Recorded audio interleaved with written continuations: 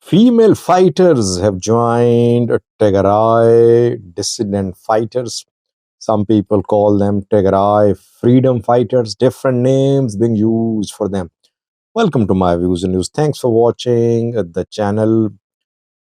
Three main topics in this video. Firstly, pictures are in circulation showing that female fighters are also part of the newly established Tigray anti-TPLF armed movement.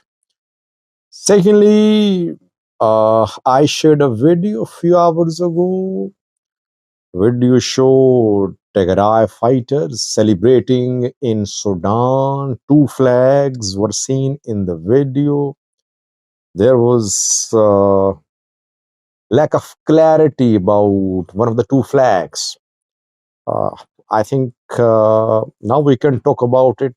Uh, whose community, which community uses that flag, which I showed in the last video. Lastly, Prosperity Party government, federal government is trying to make Red Sea access Amhara agenda. Amhara people have been criticizing TPLF for years for giving away the sea to Eritreans. Now, majority of Amharas, especially pro-Fano, anti-government, they don't want to talk about access to sea. But PP-led government is trying to use pro-PP Amharas or Amharas part of PP to talk about access to sea. Let's start, viewers. Firstly, Tigray fighters, female fighters have been seen as part of the newly established Tigray armed resistance movement, which is taking shape. It is against TPLF. It wants change in Tigray. It wants TPLF to step aside. The majority of fighters of this movement is based in Afar in southern Tigray, on Afar southern Tigray border. Pictures were released by the Tigray dissident movement today, and the pictures show female fighters too. I showed you a video from Sudan a few hours ago. That video also showed female members of Tigray fighters who are being organized in Sudan by TPLF. Preparation is being done in case of armed escalation about Volkai. Tigray army, Tigray military during the war had representation of military, representation of females in military. Women of Tigray fought alongside their men during the war.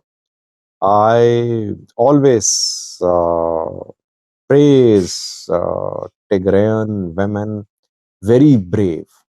They fought alongside their men. They fought on all levels, from general, major to lower levels. They were seen alongside their men. Civilian women, they also fought. And these women suffered a lot. Women, elderly, and children were the most vulnerable sections of society which suffered a lot during the war. But I always say that the women of Tigray did not get the respect that they deserved, keeping in view the role they played in the war. Violence against women has been a problem in Tigray, and cases emerged involving violence against women, and those cases should have been handled in a manner that no one would again think of committing violence against women. But in some cases, the victims' families suffered. And sometimes victims, family members, relatives were pressurized to. While if we compare other Ethiopian armed groups, they don't have very significant female representation. I mean, Ola has symbolic female representation. Fano too, I think they have symbolic female representation. But Tigray fighters had real female representation, female participation in the military. And that is how you develop a professional military, that the military has soldiers from all genders, from all religions, from all ethnicities.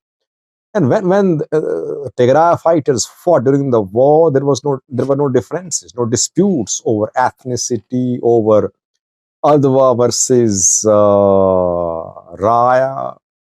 There was no uh, disputes between Muslims and Christians.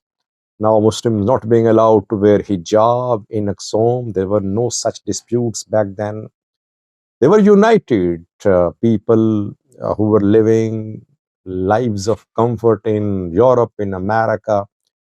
Generals returned to Ethiopia to fight for their land, for their people. That unity which was on display during war is missing now. More divisions happening every day in Tigray. Secondly, viewers, the flag which I showed you in a video a few hours ago, we have more information about it. I showed you a video a few hours ago about Tigray fighters. The video is from Shiririna, which is on Sudan-Ethiopia border, where Tigray fighters are being trained, reorganized, because Amhara forces are being organized and being deployed along Takazin. There is fear of conflict over Volcaid. That video showed two flags. Tigray flag was visible. Another flag was visible too. A white, blue, red color flag with a symbol, yellow colored symbol.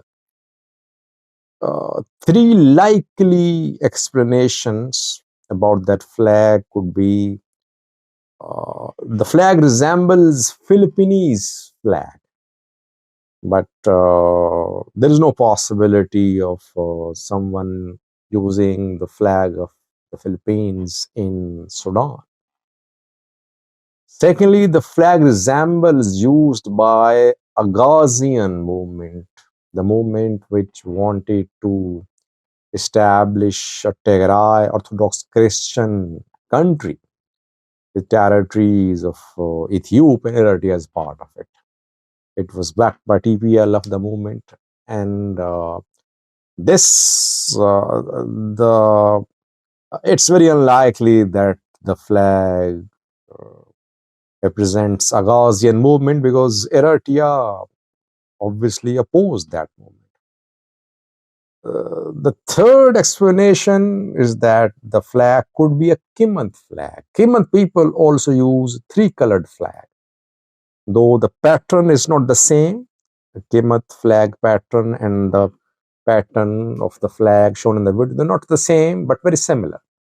Kimant people also use the flag with three colors, blue, white, and red. So it's very likely that Kimant fighters are there supporting Tigray fighters. Kimants have been based in Sudan. For years, they have been based there. Amhara groups have been accusing TPLF of strengthening, backing Kimants against Amhara. So it's very likely that Kimant fighters and Tigray fighters are being jointly trained in Sudan, and they might jointly launch attack on Volcaid. Lastly, viewers, access to sea was a point which was used by Amhara elites to criticize TPLF in the past. They would criticize Meles Zenawi that Meles deprived Ethiopia of the sea.